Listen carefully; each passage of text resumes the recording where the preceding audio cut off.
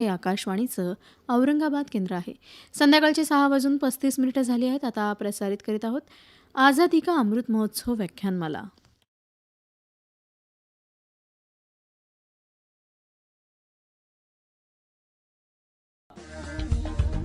आजादी का अमृत महोत्सव।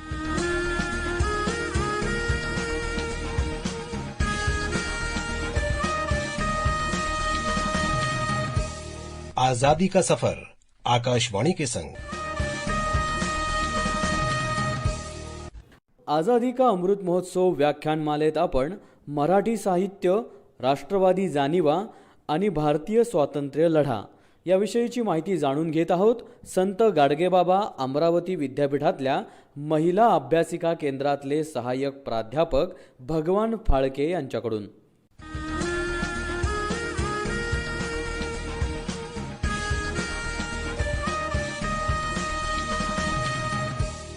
मराठी साहित्य, राष्ट्रवादी जाणिवा आणि भारतीय स्वातंत्र्य लढा या विषयावरील व्याख्यानाच्या आजच्या दुसऱ्या आणि अंतिम भागात आपण 1920 ते 1947 या कालखंडातल्या मराठी साहित्याचा आढावात्मक विचार करणार आहोत.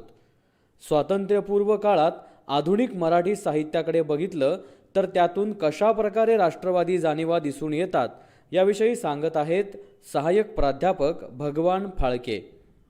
1920 ते 1947 हा भारतीय स्वातंत्र्य लढ्याच्या उत्कर्षाचा कालखंड राहिला आहे. भारतीय स्वातंत्र्य लढ्यातील महात्मा गांधी यांच्या आगमनाचा आणि सक्रियतेचा हा काळ होता. क्रांतिकारक पद्धतीने स्वातंत्र्य प्राप्तीसाठी लढणाऱ्या भगतसिंग, नेताजी सुभाषचंद्र बोस, डॉक्टर बाबासाहेब आंबेडकर, क्रांतिसिंह नाना पाटील अशा अनेक ज्ञात अज्ञातांच्या सक्रिय त्यागातून भारताच्या स्वातंत्र्य प्राप्तीचा संघर्ष ब्रिटिश सत्तेविरुद्ध तीव्र होत गेला.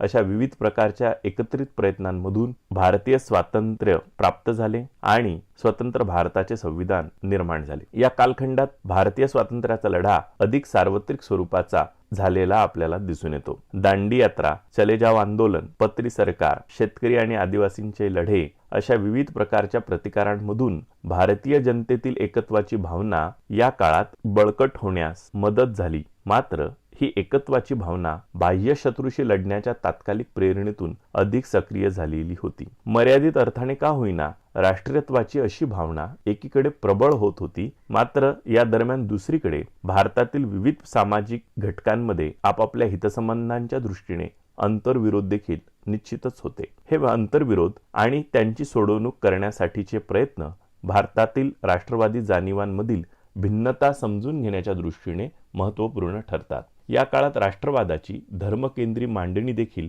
पुढे आली. ही मांडणी या काळात तीव्र झाली. त्यातून धार्मिक राष्ट्रवादाचे उग्र असे रूप पुढे आले. त्यामुळे एकीकडे धार्मिक ध्रुवीकरण वाढत गेले तर दुसरीकडे धर्मांतर्गत जातीभेद आणि स्त्रियांच्या दास्यत्वाचा मुद्दा हा अधिकच ऐरणीवर आला. तो अधिकच तीव्र बनला. एकूणच या काळात राष्ट्रवादी जाणिवांमध्ये वैविध्य होते. भावनिकतेच्या पलीकडे जाऊन या वैविध्याला अधिक चिकित्सकपणे समजून घेण्याच्या प्रयत्नांमधूनच भारतीय स्वातंत्र्य लढ्यातील विविध सामाजिक गटांच्या सहभागाच्या प्रेरणा, त्यांचे हितसंबंध आपल्याला अधिक नेमकेपणाने समजून घेता येतात. त्यातूनच या काळातील परंपरा आणि आधुनिकतेचे द्वंद्व देखील समजून घेण्यास मदत होते. या काळातील मराठी साहित्याचा विचार करता आपल्याला असे दिसून येते की हे साहित्य प्रामुख्याने मध्यमवर्गीय जाणिवांची अभिव्यक्ती करणारे आहे. यामध्ये प्रकर्षाने उच्च जातीतून आलेले लेखक, कवी, समीक्षक, नाटककार, लघुनिबंधकार इत्यादींचा समावेश होता. मध्यमवर्गीय जाणिवांच्या पलीकडे जाऊन देखील व्यक्त होणाऱ्या जाणिवा या कालखंडामध्ये अस्तित्वात होत्या. या काळात स्त्री शूद्रातीत शूद्रांमधून विविध प्रकारे स्वातंत्र्याचे स्वर देखील उमटले. या कालखंडातील साहित्यिकांचा, विचारवंतांचा विचार करता त्यामध्ये आपल्याला मुकुंदराव पाटील, श्रीधर व्यंकटेश केतकर, महर्षी विठ्ठलरामजी शिंदे, दिनकर जवळकर, डॉक्टर बाबासाहेब आंबेडकर, किसन फागुजी बनसोड, नारा शेंडे, वाम जोशी, भाई माधवराव बागल, तानुबाई बिर्जे, वि. स. खांडेकर, नासी फडके, साने गुरुजी, प्रबोधनकार ठाकरे, भारा तांबे, माधव जुलियन, ग. ल. ठोकळ, कुसुमाग्रज, कवी अनिल, अण्णाभाऊ साठे, शाहीर अमर शेख, विभावरी शिरूरकर, प्रेमा कंटक, गीता साने, कुसुमावती देशपांडे, प्र के अत्रे अशा अनेक साहित्यिक आणि विचारवंतांचा विचार करावा लागतो. त्यांच्या लेखनाच्या माध्यमातून या कालखंडातील राष्ट्रवादी जाणीवांचे स्वरूप आणि या जाणीवांचा झालेला प्रवास आपल्याला समजून घेण्यास मदत होते. ब्रिटिश सत्तेविरुद्ध लढून स्वातंत्र्य प्राप्त करण्यासाठी धडपडणे जितके महत्त्वाचे आहे तितकेच महत्त्व भारतीय म्हणून एकत्र येण्यासाठी अडसर असणाऱ्या भेदभावाच्या सामाजिक रचना नष्ट करण्याला देखील आहे. हा विचार या कालखंडात प्रकर्षाने मांडला गेला. जातीय भेदभाव, स्त्रियांचे दुय्यमत्व आणि धार्मिक ध्रुवीकरण यांसारख्या मुद्द्यांवर लिहिल्या गेलेले तत्कालीन काळातील वैचारिक निबंध, कादंबरी, नाटके आणि कविता आपल्याला समजून घ्याव्या लागतात. त्यातून या काळातील राष्ट्रवादी जाणीवांचे रूप आपल्याला समजून घेता येतात. या काळातील नाटकांमधून व्यक्त होणारा आशय राष्ट्राविषयीची तळमळ व्यक्त करणारा आहे. श्रीना ताडपत्रीकर यांचे 1922 मध्ये प्रकाशित झालेले गांधी टोपी हे नाटक 1920च्या असहकार चळवळीच्या पार्श्वभूमीवर देशहिताला प्राधान्य देऊन आयुष्य वेचणाऱ्या तरुणाच्या जीवनाचे चित्रण करते. तर प्र के अत्रे यांचे वंदे मातरम हे नाटक देखील या दृष्टीने महत्त्वाचे आहे. या नाटकात त्यांनी राष्ट्राच्या कल्याणासाठी अस्पृश्यतेचे आणि जातीय भेदभावाचे निर्मूलन होणे कसे आवश्यक आहे याविषयीची मांडणी केली आहे. या काळात लिहिल्या गेलेल्या कादंबऱ्यांचा विचार करता आपल्याला असे दिसून येते की त्यांमधून भारतीय स्वातंत्र्य लढ्याचे आलेले चित्रण हे वेगवेगळ्या स्वरूपाचे आहे. त्यातील राष्ट्राविषयीचे प्रेम, त्यासाठीचा त्याग आणि स्वातंत्र्य प्राप्तीचा ध्यास कादंबरीतील प्रेम कहाणीच्या निमित्ताने व्यक्त होतो. म्हणजे कादंबऱ्यांमध्ये प्रेम कहाणी मध्यवर्ती असते आणि राष्ट्रवादी जाणीव किंवा भारतीय स्वातंत्र्य लढ्यातील प्रसंग त्या दृष्टीने एक पद्धतीने जोडलेले असतात. या काळातील कादंबरीतील भारतीय स्वातंत्र्य लढ्याचे चित्रण हे प्रामुख्याने ब्रिटिश सत्ता विरुद्ध भारतीयांचा प्रतिकार अशा एकास एक चौकटीत व्यक्त झाले आहे. असे असले तरी कादंबरीतून व्यक्त होणारा राष्ट्रवादी विचार हा प्रकर्षाने रोमॅन्टिक स्वरूपात व्यक्त झाला आहे असे आपल्याला दिसून येते. या काळातील कादंबरीमधून व्यक्त होणाऱ्या राष्ट्रवादी जाणीवा ह्या रोमॅन्टिक स्वरूपाच्याच अधिक होत्या हे आपल्याला दिसून येते. साने गुरुजी हे या काळातील एक महत्त्वाचे लेखक आहेत. त्यांनी विविध प्रकारचे लेखन केले आहे. गांधीवाद आणि समाजवादी विचारांचा त्यांच्या लेखनात प्रभाव दिसून येतो. त्यातून त्यांची राष्ट्रविषयक कल्पना, राष्ट्रवादी जाणीव ही आकार पावलेली आहे. पत्री हा कविता संग्रह, सत्याग्रही हे खंडकाव्य तसेच त्यांच्या इतर लेखनांमधूनही भारताच्या राजकीय, सामाजिक, आर्थिक स्वातंत्र्याची आस उत्कटपणे व्यक्त होते. हिंदूंप्रमाणेच मुस्लिम, ख्रिस्ती इत्यादी विविध धर्म हे भारताचाच भाग आहेत यावर त्यांनी मांडणी केली. धर्माच्या आधारे होणारे विभाजन भारताच्या ऐक्याला आणि प्रगतीला घातक असल्याचे त्यांनी प्रकर्षाने दर्शविले. स्वातंत्र्यासाठीच्या लढ्याच्या आवेशपूर्ण वातावरणात त्यांनी आपल्या लेखनातून स्वातंत्र्याचा आशय आणि अपेक्षा आवर्जून मांडल्या. त्या सर्वसमावेशक आणि सार्वजनिक हिताच्या दृष्टीने महत्त्वपूर्ण होत्या. वि स खांडेकर हे या काळातील एक महत्त्वाचे कादंबरीकार आहेत. त्यांच्या विविध कादंबऱ्यांमधून मध्यमवर्गीय जीवन जाणीवांची अभिव्यक्ती झाली आहे. गांधींच्या खेड्याकडे चला या घोषणेच्या प्रभावातून त्यांनी शिरोडा या खेड्यात शिक्षक म्हणून कार्य केले. त्यांच्या क्रौंचवध या कादंबरीतील भारतीय स्वातंत्र्य लढ्यात सहभागी झालेल्या दिनकरची कथा महत्त्वाची आहे. दिनकर हा या कादंबरीचा नायक आहे. या नायकाने स्वातंत्र्याचा ध्यास बाळगलेला आहे. गांधींचे विचार आचरणात आणणारा हा नायक आहे. त्यावर प्रेम करणारी सुलू नावाची एक नायिका आहे. दोघेही जण कादंबरीच्या शेवटी एकमेकांना भाऊ म्हणून स्वीकारताना दिसून येतात. महात्मा गांधींच्या ब्रह्मचर्याच्या शिकवणुकीचा प्रभाव या पात्रांवर असल्याचे आपल्याला दिसून येते. स्वातंत्र्य चळवळीत स्त्रियांचा सहभाग या कालखंडात वाढला होता. विशेषतः महात्मा गांधींचे प्रयत्न त्याला कारणीभूत असल्याचे मानले जाते. त्या दृष्टीने स्त्री पुरुष संबंधांचे व्यवस्थापन करणे देखील गरजेचे बनले होते. त्यातूनच चळवळीत वर्तनाच्या, नात्यांच्या बाबतीत काही प्रयोग हे घडत होते. त्याचाच एक भाग म्हणून एकमेकांना बहीण भाऊ म्हणून स्वीकारणे हा विचार प्रचलित असल्याचे दिसून येते. क्रौंचवध कादंबरीतील नायक आणि नायिका कादंबरीच्या शेवटी स्वतःला बहीण भाऊ म्हणून स्वीकारतात. हा भाग, हे तत्व आपल्याला अशा रूपात कादंबरीमध्ये आलेले दिसून येते. या कादंबरीत स्वातंत्र्य प्राप्तीच्या ध्येयाने भारावलेला नायक आणि त्याच्याशी निगडीत असणाऱ्या व्यक्तींची होणारी भावनिक स्थित्यंतरे प्रकर्षाने मांडल्या गेली आहे. या काळातील कवितांचा विचार करता त्यामधूनही भारतीय स्वातंत्र्य लढ्याचा विचार आणि राष्ट्रवादी जाणीवांची अभिव्यक्ती झालेली आपल्याला दिसून येते. राष्ट्रवादी जाणीवांची कवितेतून होणारी अभिव्यक्ती वैश्विक मानवतेला कवेत घेणारी देखील आहे. राष्ट्राविषयीचे स्फुरण या कवितांमध्ये आहे.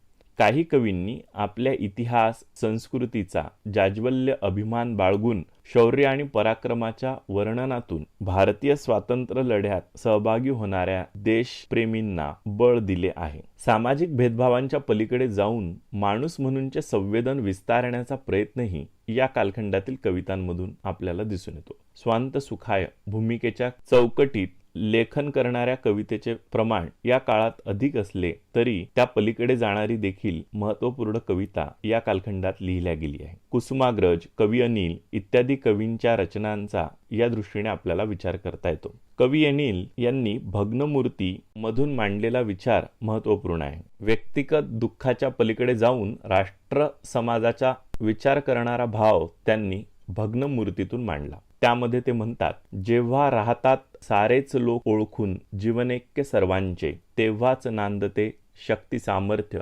स्वरक्षणाचे प्रतिकाराचे. या शब्दात त्यांनी राष्ट्र जीवनासाठी आवश्यक असणाऱ्या एकत्वाची भावना व्यक्त केली आहे.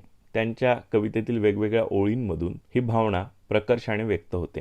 शत्रूशी लढताना आवश्यक असणारी एकजूट त्यांनी मांडली. त्यासाठी भेदांच्या पलीकडे जाणे हे कसे आवश्यक आहे हा विचार त्यांनी मांडला आणि राष्ट्रहितासाठी आपण कटिबद्ध झालं पाहिजे याविषयी प्रकर्षाने त्यांनी लिहिले. त्यांच्या कवितेतील प्रतीक प्रतिमांवर परंपरेचा प्रभाव आहे. जाणीव मात्र त्यांची प्रगतिशील आहे. निर्वासित चिनी मुलास यामध्ये त्यांनी व्यापक राष्ट्राच्या हिताचा विचार करण्यासोबतच त्या पलीकडे जाऊन मानवतेला वैश्विकतेला कवेत घेण्याचा प्रयत्न देखील केला आहे. एका पद्धतीनं वैश्विक मानवतेचा विचार त्यातून व्यक्त होतो. वि. स. खांडेकर यांची क्रौंचवध ही कादंबरी जेव्हा प्रकाशित झाली त्या दरम्यानच कुसुमाग्रज यांचा विशाखा हा एक महत्त्वपूर्ण कवितासंग्रह प्रकाशित झाला. विशाखा या कवितासंग्रहातील अनेक कविता खांडेकर यांच्या कादंबरीतील क्रौंचवध कादंबरीतील नायक आपल्या प्रेयसीला ऐकवतो. विशाखामधील कविता ध्येयासक्त आणि ओजस्वी स्वरूपाच्या आहेत. भारतीय स्वातंत्र्य लढ्यात स्वतःला झोकून देणाऱ्या क्रांतिकारांच्या त्यागाचे, बलिदानाचे, स्फूर्तीचे, त्यांच्याशी विविध नात्यांनी बांधलेल्या व्यक्तींच्या जाणीवांचे चित्रण कुसुमाग्रजांनी विलक्षण आविष्कृत केले आहे. क्रांतीचा जय जयकार या कवितेमधून त्यांनी भारतीय स्वातंत्र्य लढ्यात सर्वस्वपणाला लावणाऱ्या क्रांतिकारकांच्या इच्छा, आकांक्षा, वेदना आणि प्रेरणा उत्कटपणे अभिव्यक्त केल्या आहे. एखाद्या विशिष्ट काळात एखाद्या कवीची जी भूमिका आवश्यक असते तीच कुसुमाग्रजांनी या काळात पार पाडलेली आपल्याला दिसून येते. क्रांतीचा जय जयकार या कवितेमध्ये त्यांनी क्रांतिकारकांच्या मनातील राष्ट्राविषयीचे भाव उत्कटपणे व्यक्त केलेत. त्यातील काही ओळी आपल्याला बघण्यासारख्या आहेत. एका ठिकाणी ते म्हणतात, श्वासांनो जा वायू संगे ओलांडूनी भिंत, अन आईला कळवा अमुच्या हृदयातील खंत. सांगा वेडी तुझी मुले ही या अंधारात, बद्धकरांनी अखेरचा तुझ करती प्रणिपात. तुझ्या मुक्तीचे एकच होते वेडपरी अनिवार, तयांना वेडपरी अनिवार. गरजा जय जयकार क्रांतीचा गरजा जय जयकार. या ओळींप्रमाणेच राष्ट्राला आईच्या रूपात बघून त्या आईशी संवाद साधताना तुरुंगामध्ये कैदेत असणाऱ्या क्रांतिकारकांच्या भावना व्यक्त करताना कुसुमाग्रज म्हणतात, कशास आई भिजवसी डोळे, उजड तुझे भाल, रात्रीच्या गर्भात उद्याचा असे उशक्काल. सरणावरती आज अमुचे पेटता प्रेते, उठतील त्या ज्वालांतून क्रांतीचे नेते. लोहदंड तव पाया मधले खळाखळा तुटणार, आई खळाखळा तुटणार. गरजा जय जयकार क्रांतीचा गरजा जय जयकार. राष्ट्रासाठी बलिदान देणाऱ्या क्रांतिकारकांच्या भावनांना शब्दांमध्ये मांडण्याचे प्रभावी प्रयत्न कुसुमाग्रजांच्या कवितेतून आपल्याला समजून घेता येतात. वेडात मराठे वीर दौडले सात ही एक त्यांची आणखी एक कविता आहे. राष्ट्रवादी जाणीवांचा विचार करता आपल्याला असे दिसते की राष्ट्रवादी जाणीवांमध्ये इतिहासाचे एक भान काम करत असते. इतिहासातील पूर्वजांचा पराक्रम, त्यांचे शौर्य हे वर्तमानाला बळ देण्यासाठी काम करत असते. राष्ट्रवादाच्या संदर्भात कुसुमाग्रज विधायक पद्धतीने इतिहासाचे भान आपल्या कवितेतून उभे करतात. त्या दृष्टीने त्यांची वेडात मराठे वीर दौडले साथ ही कविता महत्त्वपूर्ण आहे. भारतीय स्वातंत्र्य लढा आणि राष्ट्रवादी जाणीवांच्या दृष्टीने व्यापक आणि सर्वसमावेशक मांडणी होणाऱ्या या काळामध्ये जात, धर्म, इतिहास आणि संस्कृती यांची अस्मितादर्शी मांडणी देखील होत होती. अशा मांडणीमधून इतरांना शत्रुत्वाच्या चौकटीमध्ये बघितल्या जाण्याची भावना देखील वाढीस लागलेली होती.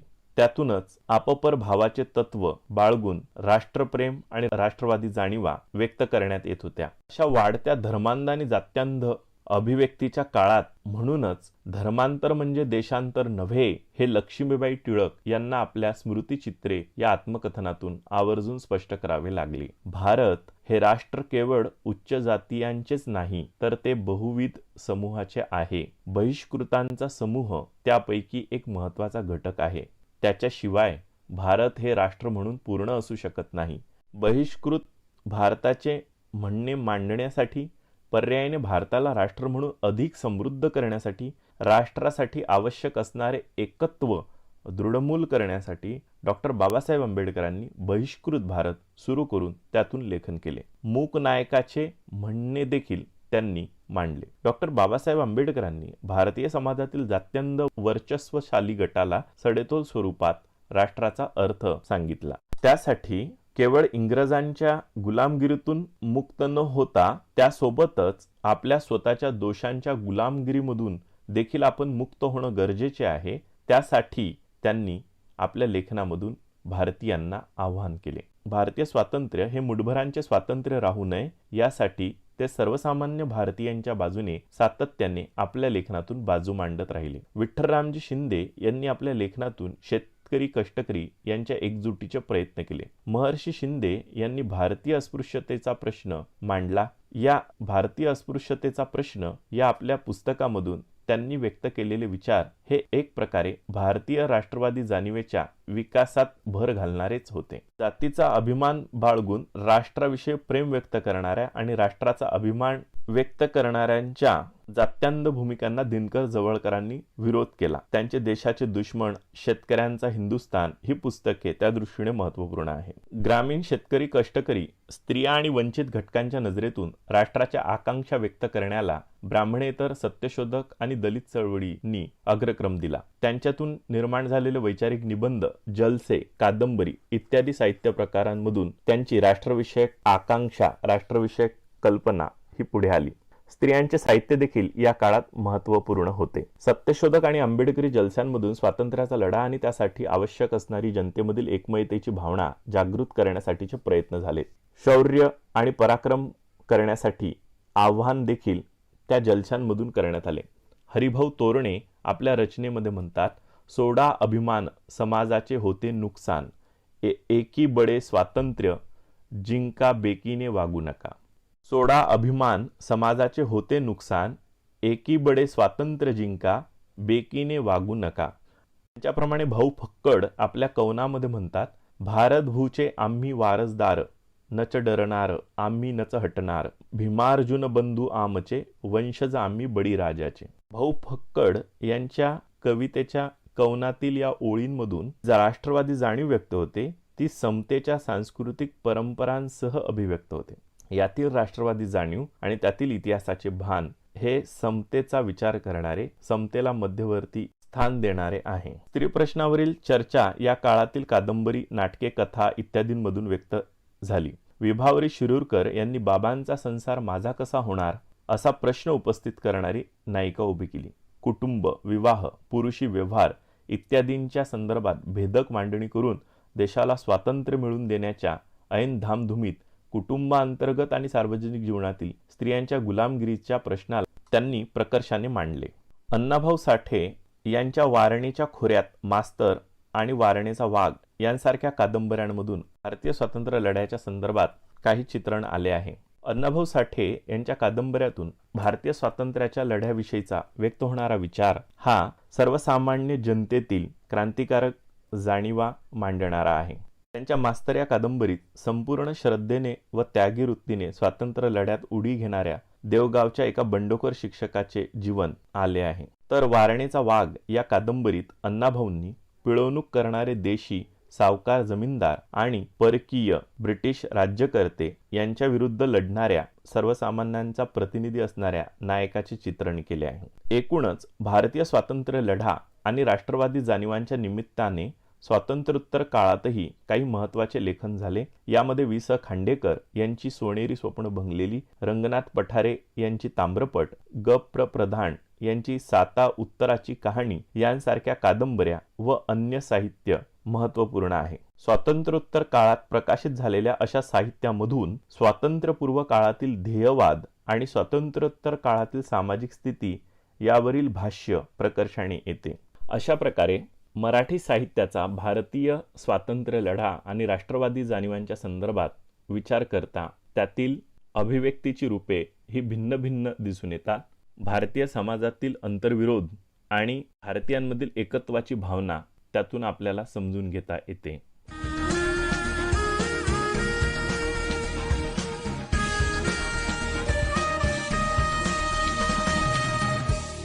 मराठी साहित्य, राष्ट्रवादी जाणीवा आणि भारतीय स्वातंत्र्य लढा याविषयीची माहिती जाणून घेतली.